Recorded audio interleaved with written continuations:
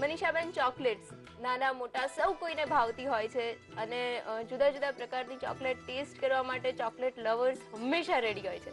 તો આજે એમને શું ગિફ્ટ કરીએ છીએ? આજે જે બનાવવાના છે વેરી ફર્સ્ટ બનાવીશું એ બાઉન્ટી છે, જે કોકોનટ ફ્લેવરની બને છે અને બહુ જ અમેઝિંગ લાગે છે એ ચોકલેટ ખાવામાં. રાઈટ.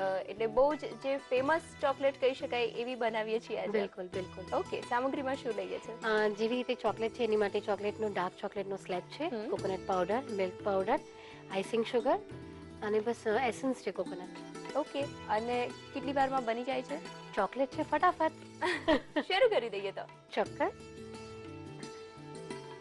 એક બાઉલના અંદર 1 કપ ડાર્ક ચોકલેટ લેવાની છે, એને મેલ્ટ કરી લઈએ. ઓકે.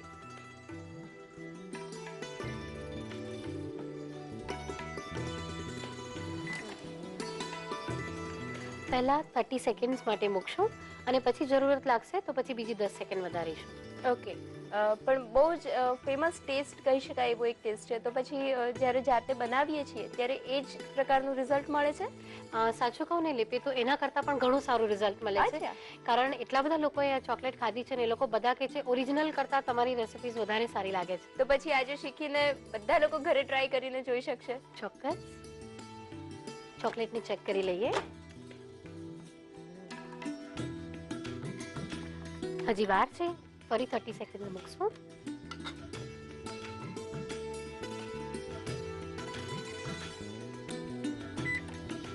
સેકન્ડ માટે ફરી મૂકી જોઈએ.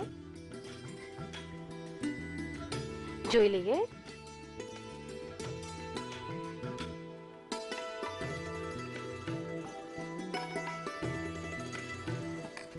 એકદમ ફાઇન સરસ રીતે મેલ્ટ થઈ ગઈ છે. એને બરાબર પહેલા હલાવી લઈએ.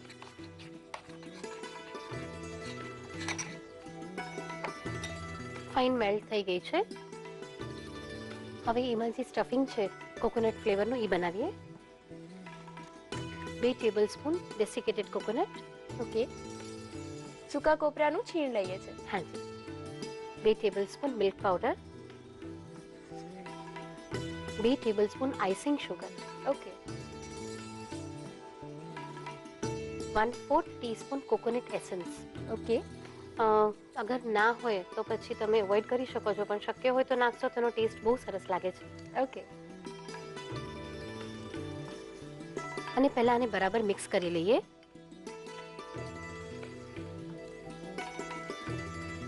દૂધ લેવાનું છે. આઈસિંગ શુગર નાખેલી છે એટલે ખૂબ જ સાચવીને દૂધ નાખીશું. બરાબર. પહેલા 1 ટીસ્પૂન નાખીને જોશું. ઓકે. એક સાથે નથી ઉમેરતા? ના, કારણ આઈસિંગ શુગર છે ને તો તરત પાણી થઈ જશે, એટલા માટે સાચવીને નાખશું. અને ક્યાં સુધી દૂધ ઉમેરીએ છીએ, એટલે કે કેવી કન્સિસ્ટન્સી જોઈએ છે? આને છે ને પેસ્ટ ફોર્મ બનાવવાનું છે, એટલા માટે થોડું થોડું કરીને આપણે એડ કરશું. ઓકે.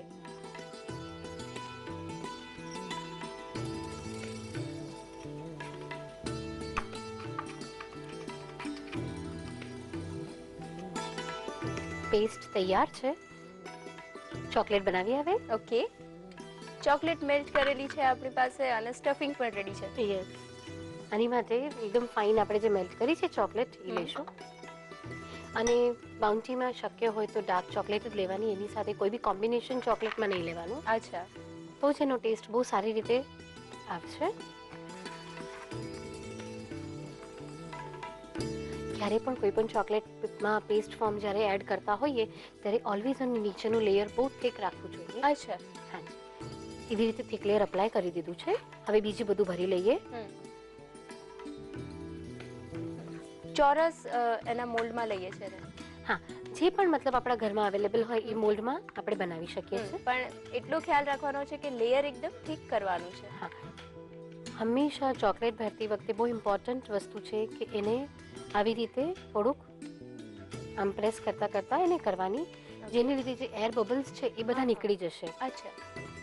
ઘણા લોકો લાઈક ચોકલેટ ભરીને પછી મોલ્ડને ઠપકારે છે કે એવું, એ બધી રોંગ પ્રોસિજર થઈ જાય છે. આવી રીતે કરશો તો તમારા એર બબલ્સ આવશે જ નહીં.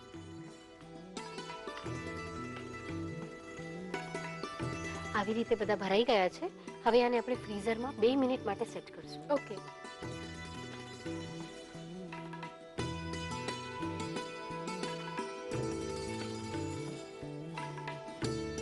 બરાબર સેટ થઈ ગયું છે.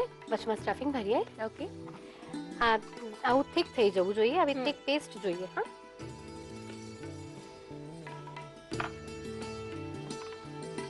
કેટલું સ્ટફિંગ લઈએ છે દરેક ચોકલેટમાં? Half teaspoon. મોલ્ડની સાઈઝ ઉપર બી છે. બહુ ડીપ વાળા મોલ્ડ હોય તો કદાચ વધારે બી જાય, નહીં તો હાફ ટીસ્પૂન ઇનફ છે.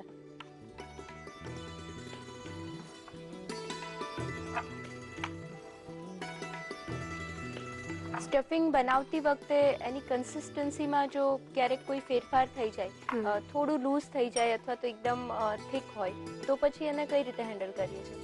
સપોઝ લૂઝ થઈ જાય તો પછી તમારે ડેસિકેટેડ કોકોનટને થોડું એડ કરવું પડે. અચ્છા. પણ જો થોડું થિક રહે તો તમે 1-2 ડ્રોપ અથવા તો હાફ ટીસ્પૂન મિલ્ક એડ કરી શકો છો. ઓકે. પણ જો લૂઝ થઈ જાય તો એ રીતે તો કામ નહીં જ ચાલી શકે. અંદર થોડું કોપરાનું છીણ ઉમેરીને પણ આ જ કન્સિસ્ટન્સી લાવી દેવી પડશે. બિલકુલ.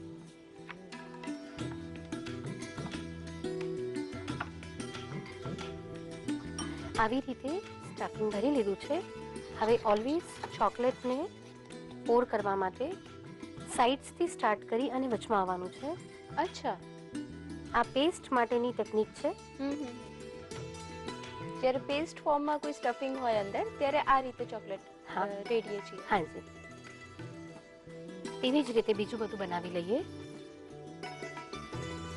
ઓગાળેલી ચોકલેટને એક ધાર કરીને રેડીએ છીએ અને સાઇડ્સ પહેલા કવર કરીએ છીએ, પછી વચ્ચે આવીએ છીએ. બિલકુલ. ફરીથી એને ફ્રીઝરમાં 3-1 મિનિટ માટે મૂકી દઈએ. ઓકે.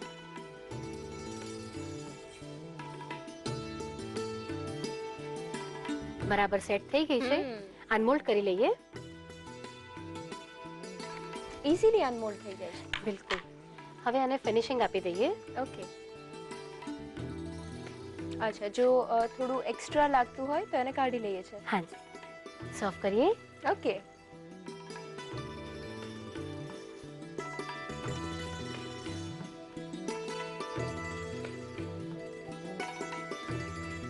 તૈયાર છે બાઉન્ટી, જે નાના મોટા બધાને જ કોકોનટ ફ્લેવરની ચોકલેટ ભાવે છે.